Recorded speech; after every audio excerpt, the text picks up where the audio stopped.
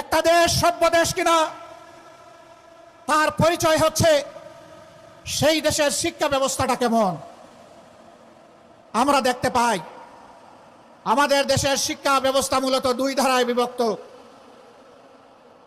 দ্বীনি শিক্ষাকে কেন্দ্র করে সেই শিক্ষার চর্চার জন্য মাদ্রাসা, ছোট মাঝারি বৃহৎ আকারের হাজার হাজার মাদ্রাসা বাংলাদেশে বিদ্যমান। তার পাশাপাশি আমরা লক্ষ্য করি সাধারণ এবং বিশেষায়িত শিক্ষা দেওয়ার জন্য দেশে বেশ কয়েকটি পাবলিক এবং প্রাইভেট বিশ্ববিদ্যালয়, কলেজ, স্কুল এবং প্রাইমারি স্কুল রয়েছে, যার সংখ্যা লক্ষ লক্ষ।